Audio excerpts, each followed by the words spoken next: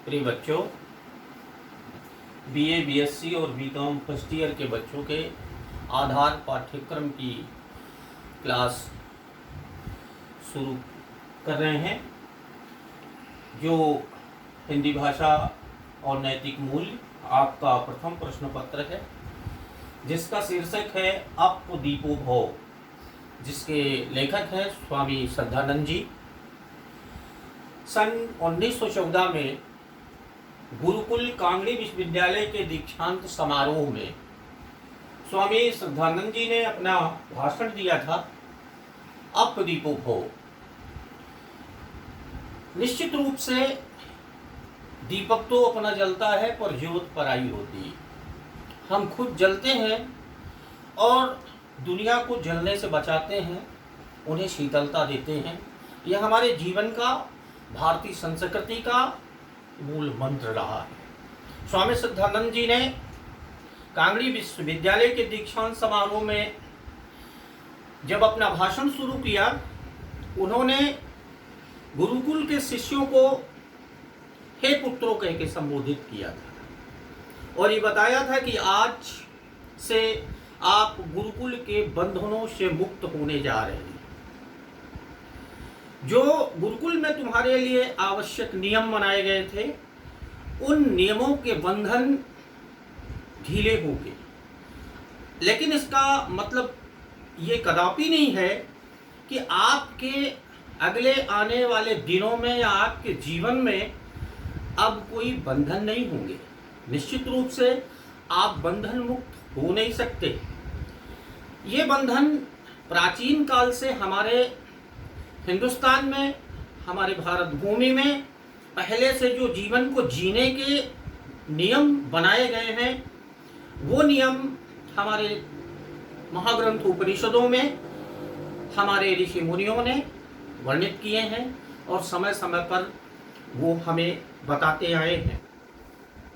अब समय आता है कि हम उन बंधनों के, उन नियमों के पालन में अपने जीवन में उन सारी चीज़ों को अवतरित करें और अपने जीवन में हम उन आचार्यों, उन मनीषियों, उन ऋषि मुनियों के बताए हुए मार्गों का अनुसरण करते हुए अपने जीवन का शुभारंभ करें। निश्चित रूप से अध्ययन अध्यापन से मुक्ति कभी नहीं होती है, अध्ययन अध्यापन कभी खत्म नहीं होता है। उन्होंने अपने शिष्यों को समझाते हुए जो पहली बात रखी, वो है कि परमात्मा शक्ति का स्वरूप है। हम लगातार ढूंढते रहते हैं, कभी मंदिर में जाते हैं, कभी मस्जिद में जाते हैं, कभी गिरजा गुरुद्वारे में जाते हैं। ये हमारे आस्था के प्रतीक हैं, आस्था के केंद्र हैं। हमें लगता है कि यहाँ हमारे भगवान, यहाँ हमारे अल्लाह, यहाँ हमारे ईश्वर मौजूद हैं और उन आस्था के केंद्रों में हम पहुँचते हैं। लेकिन हमें ये नहीं भूलना चाहिए कि परमात्मा सत्य का प्रतीक होता है। सत्य यानी ईश्वर, परमात्मा, परमात्मा यानी शक्ति, यह एक दूसरे के पूरक हैं। अंग्रेजी में एक कहावत है, truth is God, God is truth. सत्य ही ईश्वर है और ईश्वर ही सत्य है।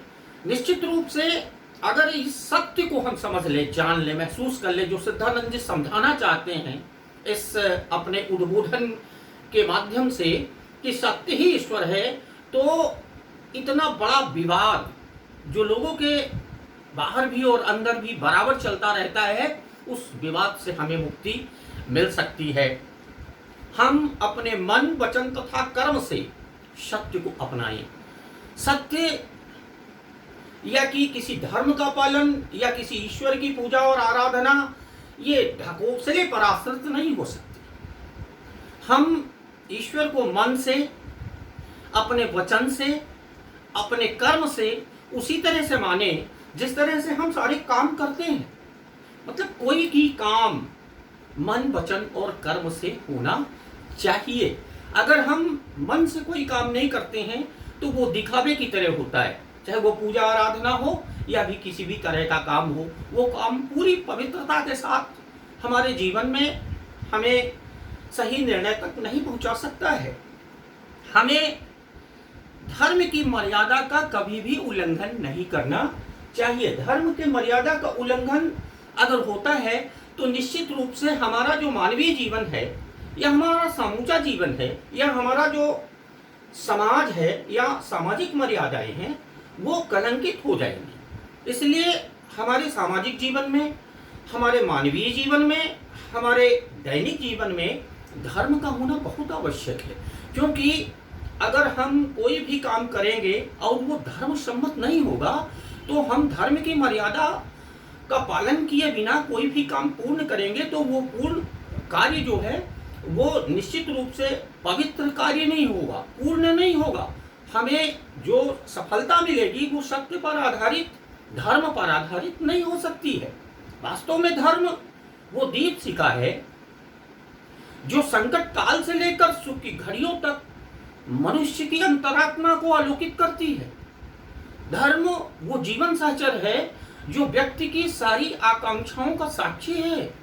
धर्म वो पथ प्रदर्शक है जो गहन अंधकार को चीर कर भी मनुष्य को प्रकाश के पथ पर ले जाता है। घटाटोप अंधेरे से बाहर निकाल कर हमारे जीवन को, हमारी अंतरात्मा को ज्योतिर्मय बनाता है, प्रकाश देता है। इसलिए धर्म के साथ जुड़ करके ही हमें काम करना चाहिए। किसी गरीब की मदद करना ही धर्म है, किसी भूखे को खाना खिलाना ही धर्म है, किसी प्यासे को पानी पिलाना ही धर्म है। कोई बीमार है, मरीज है, उसको अस्पताल पहुंचाना, जो दुखी है, दरिद्र है, उसकी सेवा करना, मदद करना, यह धर्म के अंतर्गत है। अगर हम ऐसा नहीं करते हैं तो हम धर्म का पालन नहीं करते हैं। और जो लोग, जो जीवन, जो समाज धर्म का पालन नहीं करेगा, अपने कर्तव्यों का पालन नहीं करेगा, भारतीय समाज और भारतीय संस्कृति के जो मूलभूत सिद्धांत है जिसमें धर्म हमारे जीवन में, हमारे रक्त के कण-कण में, हमारे श्वासों के स्पंदन में समाया हुआ है, अगर हम उसका पालन नहीं करेंगे तो निश्चित रूप से फिर हम मानव हो ही नहीं सकते, हम भारतवंशी हो ही नहीं सकते, क्योंकि यह मेरे श्वासों के स्पंदन में, खून में समाया हुआ है। इसलिए धर्म का पालन करना हमारा परम कर्तव्य है और इस मर्यादा का साक्षी कोई और नहीं होना चाहिए। हमने धर्म का पालन किया है कि नहीं किया है, हमने अच्छा काम किया है कि नहीं किया है, इसका साक्षी कोई और नहीं होना चाहिए, हमारा अंतःकरण होना चाहिए। हम स्वयं अपने आप से प्रश्न करें कि आज हमने सही काम किया है कि नहीं किया है, हमने लोगों की मदद की है कि नहीं की है। तुलसीदास ने धर्म की बड़ी अच्छी परिभाषा स्थापित की है कि परहित सरस धर्म नहीं भाई। तो परहितार्थ जीवन हो हमारा, यही हमारा धर्म है। और इस धर्म का पालन करते हुए हम अपने आत्मा को संतृप्त करें और अपने अंतस, अपने आत्मा के कहे अनुसार अपने जीवन के मार्ग को प्रशस्त करें। हम वही जाएं, हम वही करें, हम उसी रास्ते पर चलें जिस रास्ते पर हमारा अंतःकरण हमें इजाजत देता है। क्योंकि अगर अंतरात्मा पवित्र है, धर्म सम्मत है और हमें वो एक मार्ग बता रही है तो हमें उसी रास्ते पर अपने जीवन का मार्ग अपनाना चाहिए। यही हमारा सबसे परम कर्तव्य है। अगला पॉइंट, अगली बात, अगली पंक्ति जो श्रद्धानंद जी ने कही वो स्वाध्याय को अपनाओ। यहां से जा रहे हो विद्यार्थियों, मेरे पुत्रों, यहां से जा रहे हो आप इस गुरुकुल के, इस विश्वविद्यालय के जो बंधन है उनसे मुक्त होने जा रहे हो। लेकिन पढ़ाई बंद नहीं होती, स्वाध्याय बंद नहीं होता, सरस्वती माता का अध्ययन, सेवा और उनकी आराधना बंद नहीं होती। यह क्रम तब तक चलेगा जब तक आपका जीवन रहेगा। और स्वाध्याय ही, अध्ययन ही, अध्यापन ही जीवन का महत्वपूर्ण लक्ष्य होता है। क्योंकि दुनिया में सबसे महत्वपूर्ण चीज होती है कि हम किसी चीज को जानें, फिर उसको महसूस करें, महसूस करने के बाद उसको पहचानें, अच्छी तरह से पहचानें और पहचानने के बाद उसको अपनाएं। अगर अपनाने लायक है, धर्म सम्मत है, सत्य पर आधारित है तो अपनाएं, और अगर धर्म सम्मत और सत्य पर आधारित नहीं है तो उसका परित्याग करें। हम गुणों को अपनाएंगे और दुर्गुणों को छोड़ेंगे और वो ऐसा तब कर सकते हैं जब हम सच्चे स्वाध्यायी होंगे। हम पढ़ेंगे, समझेंगे, महसूस करेंगे, जानेंगे, तब मुझे मालूम होगा कि अच्छाई क्या है, सत्य क्या है, असत्य क्या है, अन्याय क्या है, न्याय क्या है, पाप क्या है, पुण्य क्या है, कुमार क्या है, सुमार क्या है। ये सारी चीज हम तभी जान सकते हैं जब हमें ज्ञान प्राप्त होगा, जब हम स्वाध्यायी बनेंगे, जब हम पढ़ेंगे। इसलिए यह काम कभी जीवन में खत्म नहीं होना चाहिए। आगे वो देते हैं कि अपने गुरु के प्रति जो तुम्हारे कर्तव्य हैं उन्हें दिल से पूरा करो। गुरु के प्रति हमारे क्या कर्तव्य होंगे? जो गुरु हमें ज्ञान देता है, प्रकाश देता है, जो मार्गदर्शक होता है, जो घटाटोप अंधेरे से हमें एक प्रकाश की किरण देता है और उस किरण से ही हम जीवन के तमाम सारी चीजों को देख पाते हैं। इस लोक में भी और परलोक में भी जो कुछ भी देख पाने की क्षमता हमने अर्जित की है वो अपने गुरु से की है। बिना गुरु के ज्ञान संभव नहीं हो सकता। इसीलिए हमारे महात्मा कबीर ने कहा है कि गुरु गोविंदो खड़े काके लागू पाए और बलिहारी गुरु अपने गोविंदियो बताए। गुरु से बड़ा और कोई हो नहीं सकता है। गुरु हमें प्रकाश देता है और उसी प्रकाश में हम जीते हैं और वही हमारा जीवन है और वही हमारी सच्ची राह है। यह हमारी परंपरा है, प्राचीन काल से हम इसे अपनाते आए हैं। हम अगर इसे छोड़ेंगे तो हम ना तो यहाँ अच्छे तरह से जीवन निर्वहन कर पाएंगे और ना हम परलोक में ही पहुँच करके अपने जीवन का जो लक्ष्य होता है, जो मोक्ष का मार्ग होता है, उससे भी भटक जाएंगे। अपने गुरुकुल के दक्षिणा स्वरूप यह प्रदान करो कि तुम अपने जीवन में कभी भी ऐसा कार्य ना करो जिससे कि तुम्हें अपनी आत्मा तथा परमात्मा के साथ में झेपना पड़े। एक सबसे बड़ी बात यह है कि हम कोई भी काम करते हैं और फिर वो काम अगर मेरा खुल जाता है तो मुझे लगता है कि लोगों ने ये जान लिया। हम कोई भी ऐसा काम ना करें जिससे मुझे मेरी आत्मा स्वयं ये कहे कि तुमने आज ये काम गलत किया है। अगर हम इस बात से बच गए कि मेरा स्वयं का अंतःकरण, मेरी स्वयं की आत्मा हमें धिक्कारे और ये कहे कि तुमने आज गलत किया है, तो निश्चित रूप से हम कलंकित होंगे, हमारे गुरु कलंकित होंगे, हमारा कुल परिवार कलंकित होगा, हमारे माता पिता कलंकित होंगे और हमारा समूचा ये भारत देश कलंकित होगा जो हमारी प्राचीन परंपरा में शामिल नहीं है। इसलिए हमें कोई भी ऐसा काम नहीं करना है। यह गुरु दक्षिणा है गुरु की। श्रद्धानंद जी कहते हैं कि यही गुरु की गुरु दक्षिणा है कि तुम ये वचन दो, ये सिद्ध करो कि हम कोई ऐसा काम नहीं करेंगे जो समाज विरोधी हो, जो देश विरोधी हो, जो कुल विरोधी हो, जो मानवीय विरोधी हो, जो अनैतिक हो। वो अक्षम्य है और ऐसा कोई काम तुम नहीं करोगे। अगर तुम ऐसा काम नहीं करते तो मान लेंगे हम कि हमें यही गुरु दक्षिणा मिली है। और अगर तुम समाज में जाकर, जीवन में जाकर, लोगों के बीच जाकर अगर कोई गलत काम करते हो तो हमारी गुरु दक्षिणा अगर कितनी भी बड़ी गुरु दक्षिणा हम क्यों न दे दें, लेकिन वो गुरु दक्षिणा जो होगी वो गुरु दक्षिणा हमारे लिए किसी काम की नहीं होगी। इसी तरह के आचार्य होने चाहिए, इसी तरह के सद्गुरु होने चाहिए जो अपने शिष्य से समाज बनाने के लिए, देश बनाने के लिए बात करें और स्वयं अपने जीवन को बनाने के लिए या धन या वैभव प्राप्त करने के लिए काम करें। वैसे गुरु नहीं होने चाहिए।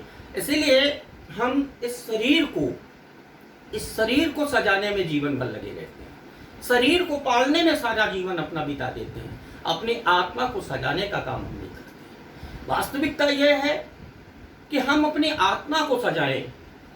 हम अगर आत्मा को सजाएंगे तो निश्चित रूप से हमारे गुरुओं के अंतराल में छुपे हुए मेरे प्रति जो पवित्र भाव हैं वो पूरे हो जाएंगे। इसलिए हमें आत्मा को सजाने का काम करना चाहिए। कभी कोई पूर्ण या दोष रहित नहीं होता, कोई पूर्ण नहीं होता और दोष किसी में ना हो ऐसा दुनिया में कोई व्यक्ति हो ही नहीं सकता। एक सबसे महत्वपूर्ण बात यह है, इस पंक्ति से पहले मैं आपको बताना चाहूंगा कि हम पूजा करते हैं, पाठ करते हैं, यज्ञ करते हैं, दान करते हैं, तरह तरह की चीजें हैं जो बनी हुई हैं हमारे लौकिक जीवन में और होनी भी चाहिए।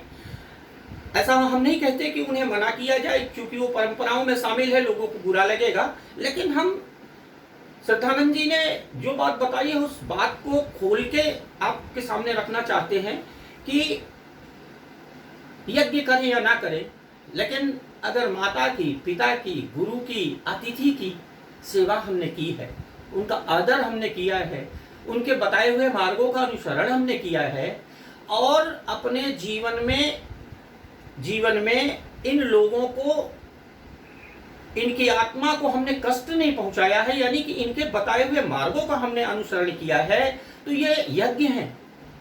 जिन 5 यज्ञों की बात उन्होंने की है, उन 5 यज्ञों में सबसे महत्वपूर्ण है कि हम कोई इस तरह की यज्ञ या पूजा आराधना करें या ना करें, माता, पिता, गुरु, अतिथि, इन सबकी सेवा ही हमारी सबसे बड़ी आराधना है और सबसे बड़ी पूजा है। ये मेरे देश की परंपरा में शामिल है, हमारे पूजा और आराधना में शामिल है, और इसे बड़े बड़े संतों ने, ऋषियों, मुनियों ने अपनाया है। इसीलिए पवित्र भारत भूमि महान भूमि रही है, देव भूमि रही है, क्योंकि यही चीजें हमें मनुष्यत्व से देवत्व की ओर ले जाती है। हमें अगर देवता के स्थान पर स्थापित होना है, तो हमें इस तरह की पूजा के विधान को फिर से एक नए सिरे से तेज करना होगा। क्योंकि आज का जो हमारा समाज है, क्योंकि आप अभी युवक हैं और फर्स्ट ईयर के विद्यार्थी हैं, और फर्स्ट ईयर के विद्यार्थी जो पहली से लेकर 12वीं तक चले आते हैं, और स्कूल के रीति रिवाज और सारे सिस्टम के साथ जीते हैं, लेकिन ये महाविद्यालयीन जीवन जो है, ये उच्च शिक्षा का जो जीवन है, इसका जो शुभारंभ है, जो मुझे शुरू में ही आपसे बात कर लेनी चाहिए थी, लेकिन हम बीच में ही आपसे ये कहना चाहते हैं कि दुनिया की तमाम सारी चीज़ों को अपनाना, लेकिन एक चीज़ हमेशा अपने ध्यान में रखना कि जहाँ से तुम चलते हो वहाँ तुम्हारे ईश्वर हैं, माता और पिता हैं, और जिस संस्थान में तुम शिक्षा अध्ययन करने के लिए आ रहे हो वहाँ तुम्हें गुरु मिलेंगे। उसी पवित्रता के साथ, जिस आदर के साथ, जिस सम्मान के साथ, जिस सहृदयता के साथ तुम अपने माता पिता के साथ अपने जीवन को बिताए हो, उनसे ज्ञान प्राप्त किए हो, उसी सहृदयता के साथ अपने गुरुओं के साथ मिलकर के ज्ञान की प्राप्ति करो, माँ सरस्वती की आराधना करो। निश्चित रूप से तुम्हारा जीवन, तुम्हारा, हमारा समाज, समूचा हिंदुस्तान ज्योतिर्मय होगा, और ऋषियों मुनियों की जो वेदवाणी है उसे आत्मसात करके और हम सबके साथ जुड़ करके और एक नए भारत के निर्माण में अपनी अहम भूमिका निभाओगे। आपको ही कातर दृष्टियों से आज सारा हिंदुस्तान देख रहा है, समूचा समाज देख रहा है, बिगड़ी हुई स्थितियों में समाज समूचा राजनीतिक दृश्य देख रहा है, परिक्षेत्र देख रहा है। सबकी नजर आप पे लगी हुई है कि नए भारत के लिए नए नौजवान आएंगे और वो कुछ करके दिखाएंगे, और फिर से यह हिंदुस्तान हमारा वो विश्व गुरु बनेगा जो श्रद्धानंद जी ने अपने बच्चों से चाहा, वही हम भी आपसे चाहते हैं, आगे के गुरु भी आपसे चाहेंगे, और आप पर ही हमारी सारी की सारी दृष्टियां लगी हुई है नए भारत को बनाने में, और जो बिगड़ी हुई परिस्थितियां हैं उसको बनाने में आप काम करोगे। उसके साथ हम फिर से अगली पंक्ति पर आते हैं कि कोई पूर्ण नहीं होता। आप अपने मन में ये मत करो कि हम में ये दोष है, हम में ये दोष है, हम में ये दोष है, हमने सब कुछ पढ़ लिया, हम पूर्ण हैं, या कि हम सबसे ज़्यादा जानते हैं, या हमसे बड़ा कोई नहीं है। धन के मामले में हो, चाहे ज्ञान के मामले में हो, चाहे जीवन के किसी भी छोर के मामले में हो, लेकिन आप ये मान के चलो कि दुनिया में कोई पूर्ण नहीं होता। इसे हम दोष नहीं मानते हैं। सबसे बड़ी चीज ये है कि हमें करना क्या चाहिए। हम अच्छाइयों को ग्रहण करें और बुराइयों को छोड़ते चलें, और ये क्रम किसी एक दिन का नहीं होना चाहिए। हम रोज रोज नई नई चीजें सीखेंगे, रोज रोज नए नए आदर्शों से को स्थापित करेंगे, हम रोज रोज नई घृणित बुराइयों को छोड़ते जाएंगे। जो असत्य है, जो अज्ञान है, जो कुमार्ग है, इनको छोड़ करके हम न्याय, ज्ञान और सुमार्ग के रास्ते को अपना करके अपने जीवन को आगे बढ़ाते चलेंगे, और हमारा जीवन भी बढ़ता चलेगा, और समाज की पवित्रता भी दिन पर दिन बढ़ती चली जाएगी। निश्चित रूप से इस संसार रूपी अंधकार में किसी को ज्योति स्तंभ की भांति अपना मार्गदर्शक बनाओ, ऐसा श्रद्धानंद जी कहते हैं। अब सवाल ये है कि हम अपना आदर्श किसको बनाए। एक सबसे बड़ी बात है कि इस बात के लिए हमारा पूरा का पूरा देश बड़ा धनी रहा है कि हमारे यहाँ आदर्श की कभी कोई कमी नहीं रही। हमारे बड़े बड़े ऋषि मुनि, हमारे साधु संत, हमारे महापुरुष, जिनसे ये हमारा हिंदुस्तान भरा पड़ा है, राम है, कृष्ण है, गौतम बुद्ध हैं, महावीर स्वामी हैं, विवेकानंद हैं, दयानंद सरस्वती हैं, महात्मा गांधी हैं, जयप्रकाश नारायण हैं। और गौरव के साथ ये कहना चाहते हैं आपको, बच्चों को संबोधित करते हुए, बताते हुए हमें बड़ा हर्ष हो रहा है कि आज जिनके महाविद्यालय पर आप एडमिशन लिए हो और जिनके महाविद्यालय पर हम लोग काम कर रहे हैं, वो एक ऐसे दिव्य पुरुष थे, एक ऐसे महान पुरुष थे जिन्होंने अपने जीवन में जितना प्रकाश दिया है, जितना ज्ञान दिया है, दीन दुखियों की जितनी सेवा की है और लोगों के जीवन के अंधेरे को दूर किया है, वो हमारे प्रकाश स्तंभ बन सकते हैं। उनके जीवन के आदर्श को हम पढ़ें, समझें, महसूस करें। सम्माननीय यमुना प्रसाद शास्त्री जो एक महान स्वतंत्रता संग्राम सेनानी एवं सांसद रहे हैं और उन्होंने अपने जीवन का एक एक क्षण गरीबों की सेवा में, लोगों की सेवा में लगाया और इसी प्रकाश के लिए, इसी ज्ञान के लिए उन्होंने इन महाविद्यालयों की स्थापना की है, जिसमें से एक महाविद्यालय हमारा यमुना प्रसाद शास्त्री महाविद्यालय के नाम से जाना जाता है, जिस महाविद्यालय पर हम सब काम कर रहे हैं। इसलिए इस तरह के ज्योतिर्मय महापुरुषों को अपना जीवन का आदर्श बनाओ, उनके चरित्र को अपने जीवन में अवतरित करने की कोशिश करो, ऐसा सिद्धानंद जी का कहना है। और आपसे मैं भी ये कहना चाहता हूँ कि बड़े बड़े महापुरुषों को अपने जीवन का आदर्श बनाओ और उनके बताए हुए मार्गों का अनुसरण करो। निश्चित रूप से एक सात्विक और पवित्र समाज की संरचना में हम सब जुटेंगे और ऐसा कर पाएंगे। सच्चे मार्गदर्शक हमारे महापुरुष निश्चित रूप से आपको एक बड़े मुकाम तक ले जाएंगे। हमारा जो दायरा है जो छोटा रहता है, और जैसे जैसे इन महापुरुषों के ज्ञान हमें मिलते जाते हैं, हमारा दायरा बढ़ता चला जाता है और हम इतने ऊंचे स्थान तक पहुंच जाते हैं कि जहां से हमारे कहे हुए एक शब्द सारी दुनिया को जीवन देते हैं, सारी दुनिया को प्राण तत्व देते हैं। हम हमेशा से विश्व गुरु रहे आए हैं। इन्हीं महापुरुषों की वाणी, महापुरुषों की शक्ति, ऋषि मुनियों, तपस्वियों की ताकत से हम हर क्षेत्र में सर्वगुरु रहे हैं। और आज भी आप अगर चाहेंगे तो हिंदुस्तान की वाणी सारी दुनिया को प्रकाशित करती आएगी, सारी दुनिया को दिशा दिखाती आएगी, सारी दुनिया का कल्याण करती आएगी। इस संसार में कई तरह के लोग होते हैं, लेकिन हर लोगों की एक आदत होती है कि हम सब लेना जानते हैं, हम देना नहीं जानते हैं। लेकिन हम अपने बच्चों से ये चाहते हैं कि अपनी बुद्धि और विद्या के ज्ञान से ऐसा प्रकाश विकिरण करो, ऐसा प्रकाश फैलाओ कि दुनिया को देने की आदत डालो, परहितार्थ जीवन जियो।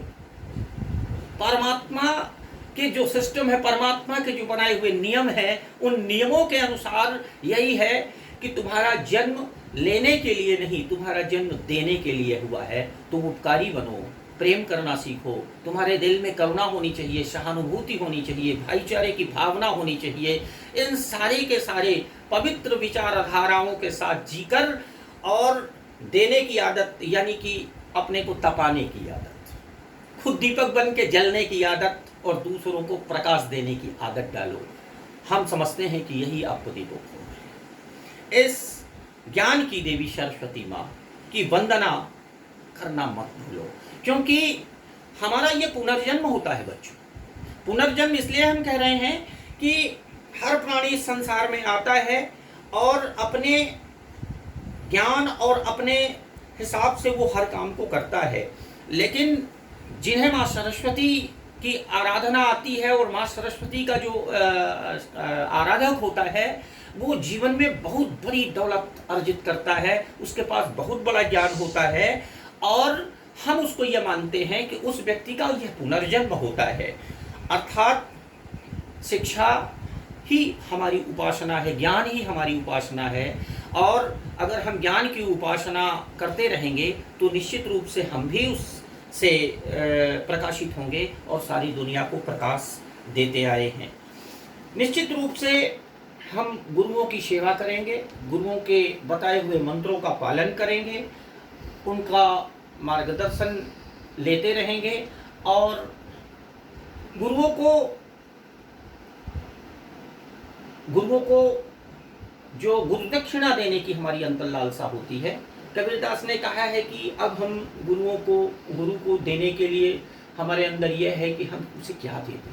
मेरे अंदर एक ज्वाला भड़कती रहती है कि हम इसके बदले क्या दे दूं, लेकिन गुरु ने जो हमें दिया है, इतना ज्ञान दिया है, इतना प्रकाश दिया है कि हम उसके बदले में उसे कुछ भी देंगे वो बौना है। इसलिए सबसे बड़ी चीज ये है कि चाहे हम राजनीतिक क्षेत्र में जाएं, चाहे हम सामाजिक क्षेत्र में जाएं, जहां कहीं भी हम रहें, हम निश्चित रूप से उस सत्य पर आधारित जीवन जीने का काम करें कि संसार हमारा जो है वो हमको जिस दृष्टि से देखता है, तो हम ऐसा काम कोई ना करें जिससे हमारे गुरुओं को कलंकित होना पड़े। तो हम निश्चित रूप से यह मान जाएंगे कि हमें वो गुरुदक्षिणा मिल चुकी है। हम निश्चित रूप से अपनी आत्मा की आवाज़ के साथ हम इन तमाम बातों को जो स्वामी श्रद्धानंद जी ने कहा है, निश्चित रूप से आप जिन पॉइंट्स के साथ आपको ये बातें समझाई गई हैं, उन बातों को आप अच्छी तरह से समझ पाए होंगे। अगर किसी भी तरह की दिक्कत अपदीपोभव पाठ में या स्वामी श्रद्धानंद जी के लेखन का जो हमने बातें आपको बताई है, उसमें से जो प्रश्न तैयार होंगे वो अगले वीडियो में आपको मिलेंगे। किस तरह से इस पाठ से प्रश्न तैयार किए जाते हैं, और एक वीडियो इस पाठ से आपको और दिया जाएगा जिससे आप पूरी तरह से अपने इस पाठ को समझ सकें और लिख सकें।